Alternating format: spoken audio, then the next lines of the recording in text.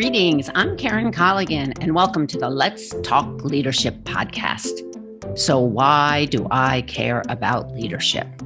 As the founder of PeopleThink, and in my tenure as a leader, as a consultant, and as a coach, I've certainly seen my share of very good leaders and my share of very bad leaders. And I thought, it'd be great to share the wisdom from the very good leaders. Hence the Let's Talk Leadership podcast. You're going to hear from a variety of leaders who are in a variety of roles, sharing their leadership expertise by answering the same 6 questions. Every single leader is unique in their style and approach, and we want to capture that uniqueness and provide you, the listener, with a diverse way of looking at leadership. So let's get moving and talk to our next leadership guest.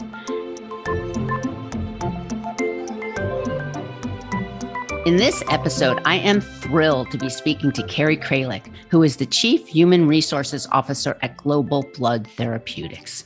We're going to hear all about Carrie's approach to leadership. So Carrie, welcome and thank you for being with us today. Karen, it's such a pleasure to be here talking about this exceptionally important topic. So thank you for inviting me. Carrie, I can already tell we are going to have a great conversation, and I am looking forward to it. So before we get started, Carrie, tell us a little bit about who you are and give us a snapshot of Global Blood Therapeutics before we get into our leadership conversation. I am a HR leader and executive team member. I have been in the work world for 30 plus years and have had the privilege and the honor of working with a number of exceptional companies and a number of exceptional leadership teams. I've spent the last 10 years in the biopharma arena. And prior to that, spent most of my career in tech, a bit of time in life sciences, and my very, very early days in the financial services industry. So I've gotten to see a lot of industries and have had phenomenal experiences over my professional life. In terms of the organization that I'm currently with, Global Blood Therapeutics, or GBT, it's a company that's working to discover, develop, and deliver life-changing treatments for people living with grievous blood-based disorders. And this is starting with sickle cell disease. So our goal is to really transform the treatment of sickle cell disease, which is an overlooked rare condition, and really help address the urgent needs of the sickle cell disease community.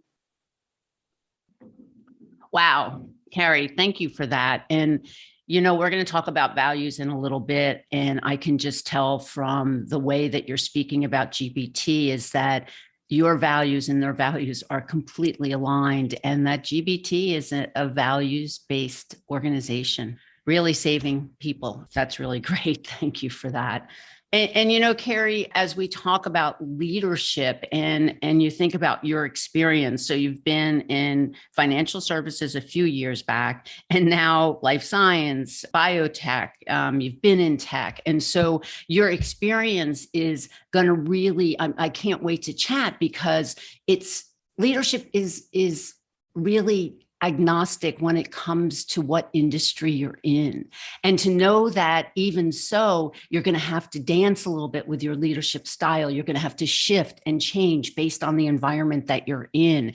And so I can't wait to hear about how you have done that little bit of a dance through your industry experience. So this is going to be great. Thank you. All righty. So let's get down to first things first. When we talk about leadership, and as I speak to leaders in different industries, what I find is that the definition of leadership is certainly different from person to person. I also know, Carrie, that it's so important for a leader to be really crystal clear about who they are as a leader and what their purpose as a leader is. Let's get right into it. First question is, Carrie, how do you define leadership? And I'm sure it's shifted, as I just mentioned, and changed a little bit. But at this point in time, how do you define leadership, Carrie? Sure. And before I get to my definition, I did a little research because I wanted to see how others defined leadership. And I think one of the great management gurus, Peter Drucker, defined leadership as the only definition of a leader is someone who has followers. Mm-hmm. And while that is certainly true, I feel strongly that there are layers beyond that. Mhm. And in my definition of leadership, there are two primary components. First, the leader has to be able to have and communicate a vision or a goal, and not just communicate it, but communicate it frequently and often. And then they have to have the ability to influence and empower others towards that goal or vision. So those are the two elements that have always held true for me in my definition of leadership. And I would say I will add a third that has become more and more and more important, especially in the past few years. And that's the ability for leaders to listen closely and recognize the needs and the need to pivot to address input from the others who they're leading in order to achieve that goal. And listening, you'll hear me say it again and again in our conversation today, but listening has become more and more critical over the last few years as employees have expressed interest in being with companies that have a really clear purpose and a really clear direction. So Carrie, I know through my journey through the work world that what I've always recognized is that the best leaders always hire people that are smarter than them and really surround themselves with people who have the expertise in their particular functional area. So, you're smart, I'm smart, we're all smart. And when we come together and really co-create together, I mean, it's amazing what can happen, what kind of innovation can happen, what kind of ideas can really springboard from that co-creation. And the smarter the people, the more they're going to push back on us, the more they're going to debate with us. And isn't that wonderful? Because of what you just said, if we listen and then we can adjust based on the feedback we're getting. Wow. I mean, that's pretty remarkable. And that other thing you mentioned about communication. Yeah, we communicate and we think, well, of course people have heard it. Well, maybe not.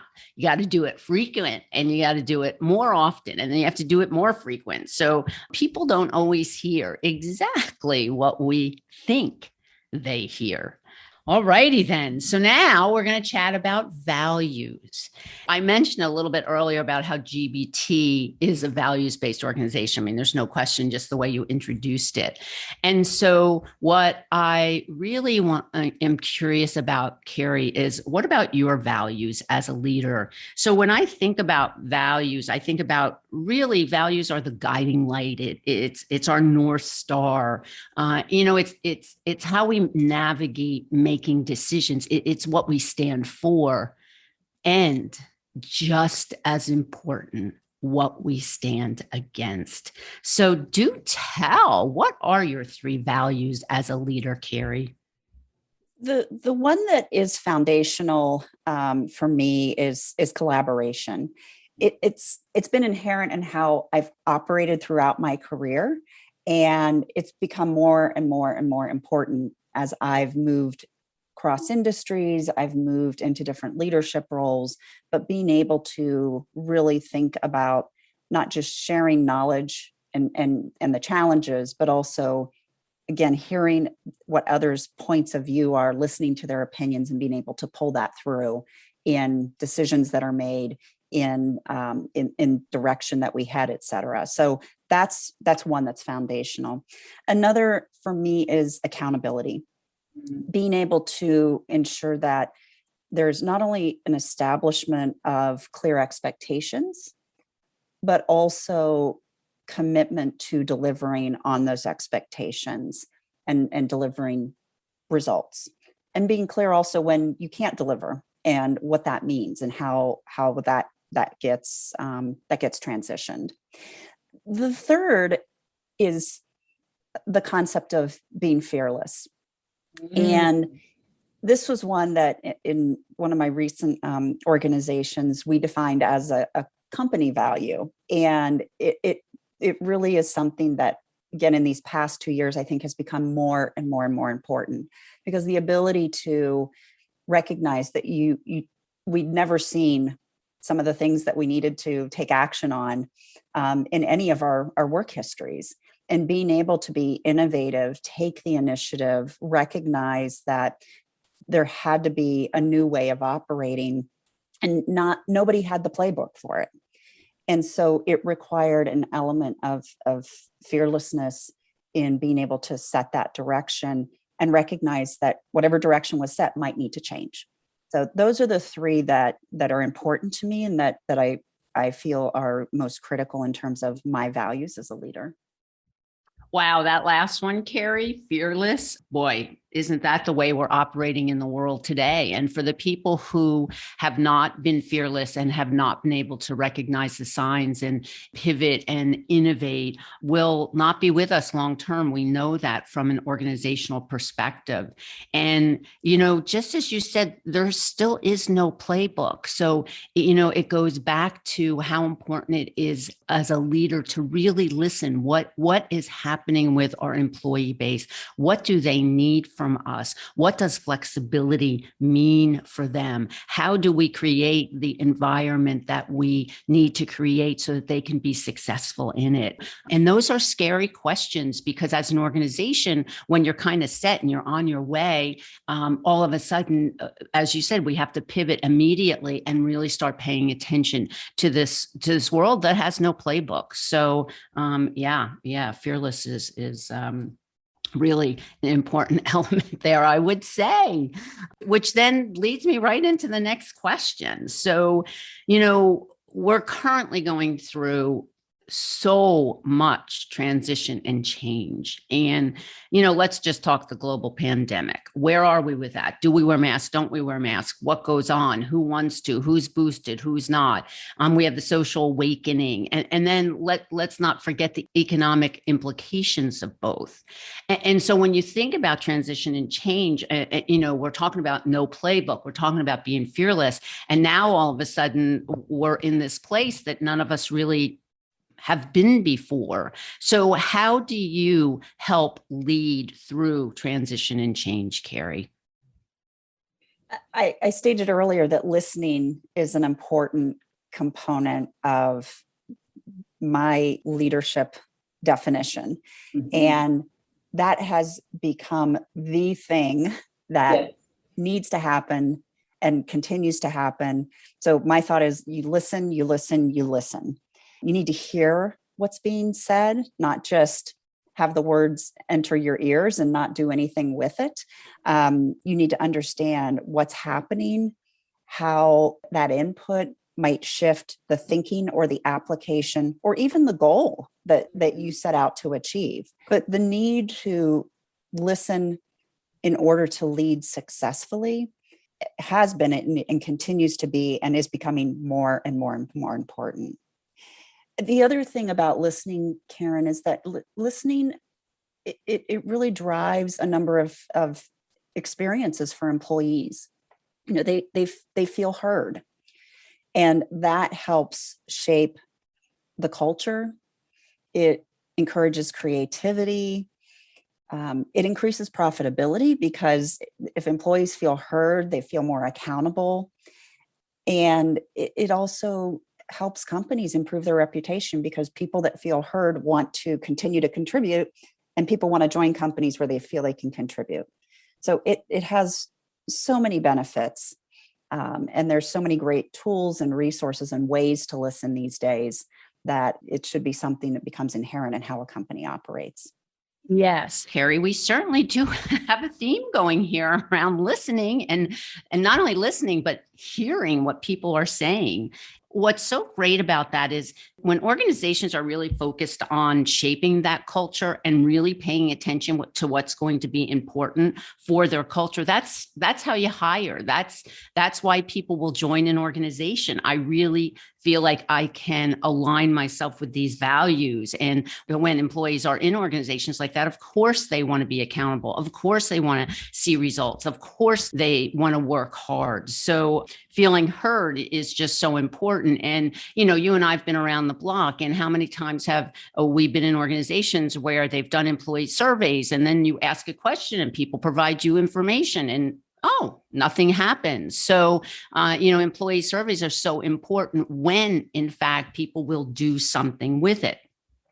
And then, and you think about where we are today. I mean, we're what do they call it? The great resignation or the great realignment or the big quit or whatever people want to call it. You know, at the end of the day, 4 million people a month are leaving companies, and that's staggering. That's really staggering. Now, the high end of that is retail and service. And we know it's happening everywhere. It doesn't matter if you're in biopharma, it doesn't matter if you're in tech, it doesn't matter. People are moving. And so you have to give people a reason to stay. And when you think about the expense of turnover for an organization, I mean, it's almost mind-boggling. So really paying attention to that culture and asking employees what they need is great. I really respect that a lot. Thank you for that. So now let's talk about how you keep learning. I mean, you mentioned it earlier in our conversation, but the best leaders we know are curious, and the best leaders never stop learning. So what are some of the things that you do, Carrie, to keep yourself, on trend, really understanding what's going on in the marketplace, really trying to understand what do the employees need? Where are we? So do tell, let us know how you keep growing. At this stage in my life, in my career, it's different than early stages of my career, which was more focused on, I would say, kind of the traditional learning mechanisms, which were classroom training or reading, et cetera. I still do a lot of reading, not as much as I would like to do, but that is still something that I pay close attention to. A number of articles, business articles that come through, and research articles that we receive through a number of resources.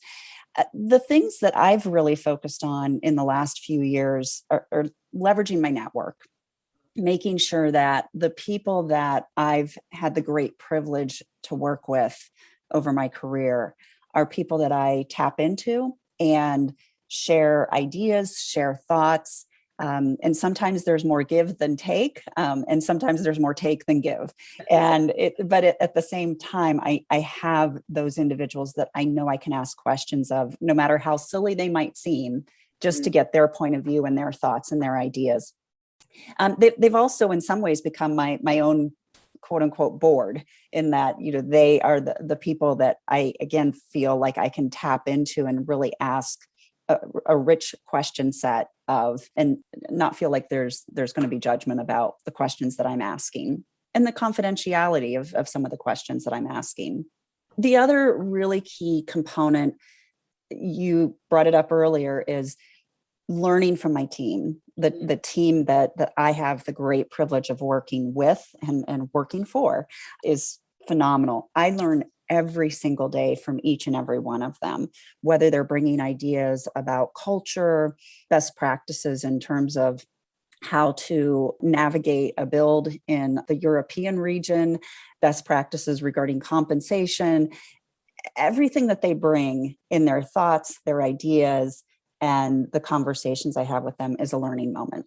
And I, again, am so privileged to have had great team members to work with throughout my career, and even now, having great team members that help GBT do the phenomenal work they're doing for the SCD community. Those are the ways that I continue to learn. And for me, the minute I stop learning is the minute that I get really bored. So I'm always looking for new opportunities to build my capability and my knowledge base.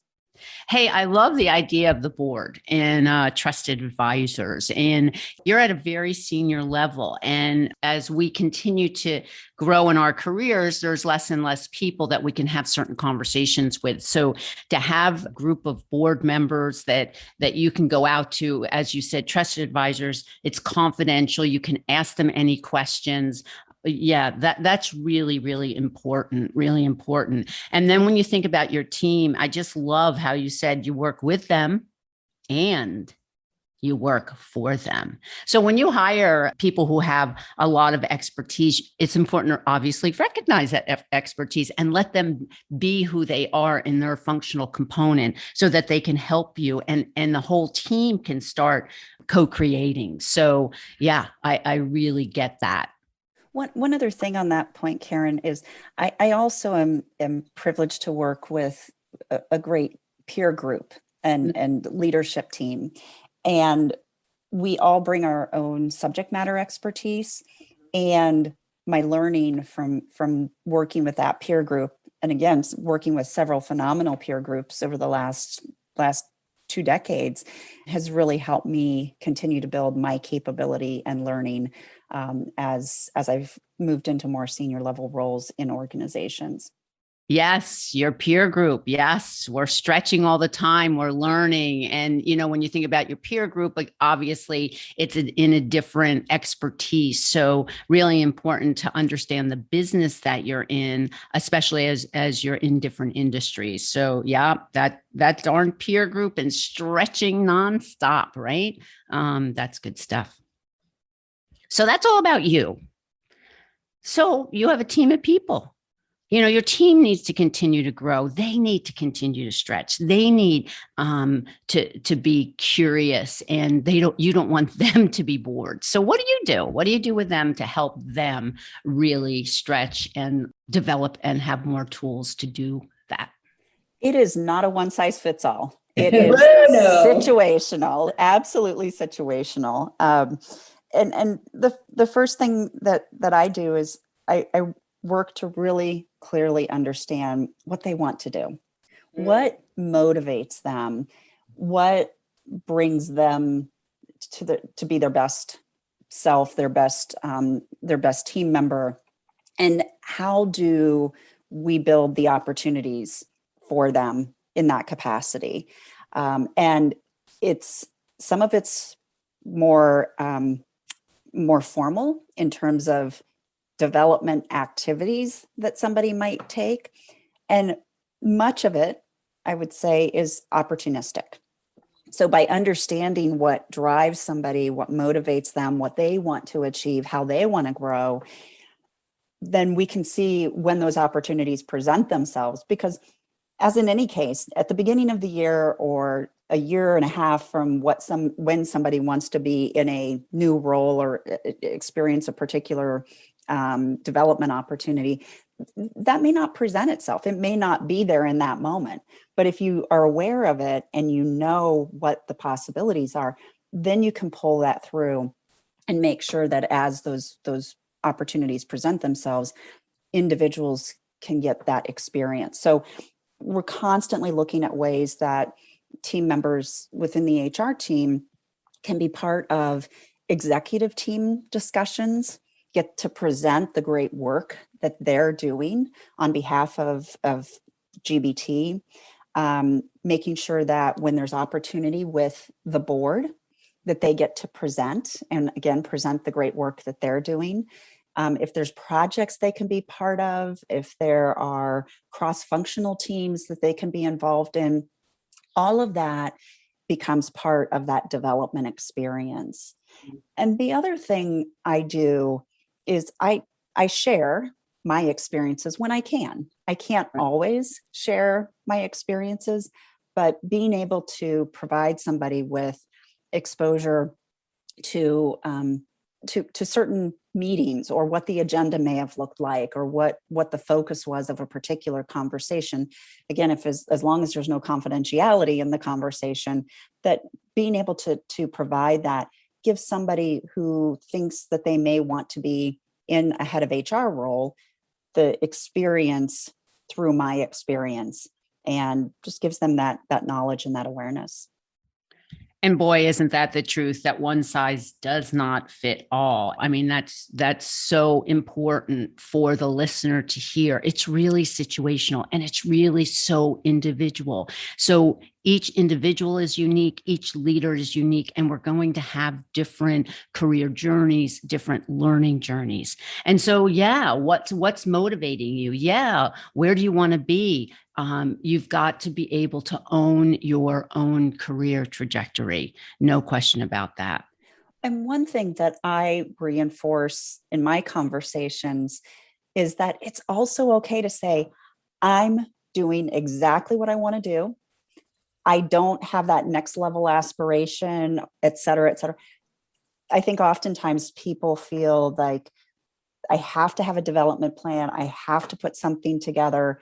And if they're at that stage in their career where they are satisfied, they're contributing, they're learning, then it's okay to not have that 2 to 3 year plan, but to be okay with saying, this is where I want to be. I want to continue to contribute. And I really admire, people that also take that position based on where they are and what they want to accomplish in their career. Yes, yes, yes, yes.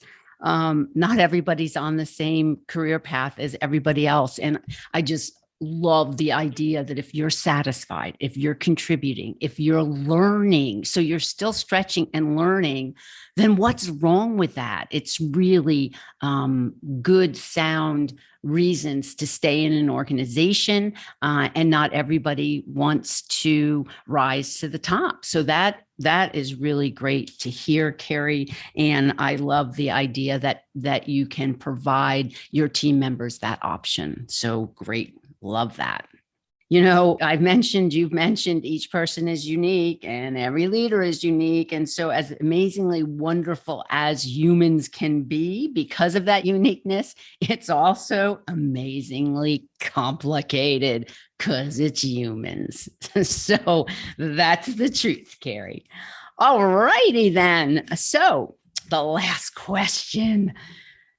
So what I believe is so important for people is that they show up whole at their work, whatever they do for a living. And in order to show up whole, you've got to have some interest outside of work. I mean, it's one thing to love what you do. Great. I love what I do. And with that said, what brings you joy? I mean, it's like, and I don't mean, jump up and down every single day, but joy is so important for me. And so when I ask this question, I just want to know what keeps you whole, what gives you joy, what makes you smile, so that when you go to work on those days that it's stressful, you can think, okay, I'm okay. There's bigger things in this world, and so tell me about your joy, Carrie.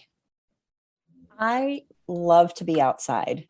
And what I get by being outside, whether it's hiking, whether it's taking a walk, whether it's in the garden, whether it's traveling and being outside in a completely different environment, is that there is so much beauty and joy in being in the environment.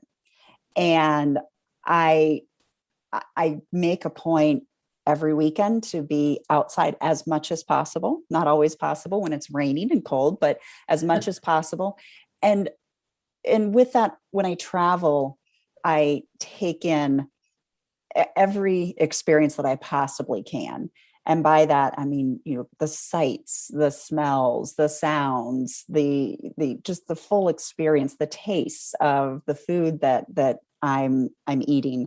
And I think there's so much, again, simplicity and beauty in what we experience by being outside and being in different environments from those that we might be in day to day. And for many of us, that's the subway or the car or the office or the home office. And you need to break those patterns in order to really appreciate and for me, rejuvenate and refresh. Yeah. Carrie, that Mother Nature, she knows what she's doing to help us rejuvenate and refresh. Yeah, love that. Thanks so much. And you know what, Carrie, thank you. Thank you so much for your insights. Thank you so much for your thoughts and your wisdom. I really believe that leaders need to take some time to really think about who they are as leaders. And it's quite evident that you've done that, and you've really thought through who you are as a leader, and you've really recognized your values of collaboration, of accountability, and being fearless. So I appreciate that you've stepped up and you've stepped into who you are as a leader, Carrie. So thank you so much for that. Thank you, Karen. It's been a privilege talking with you. All righty then. So for everyone else, thanks for listening. I'm Karen Colligan, and you've been listening to Carrie Krehlik, who is the Chief Human Resources Officer at Global Blood Therapeutics. If this leadership podcast was of interest to you, go to the peoplethink.biz website and look at all the other distinguished leaders I've had the pleasure of interviewing. You'll learn so much about the uniqueness of leadership. I know I have. And don't forget to share with your colleagues. Till the next episode of the Let's Talk Leadership podcast, have a good one. And don't forget to keep it real.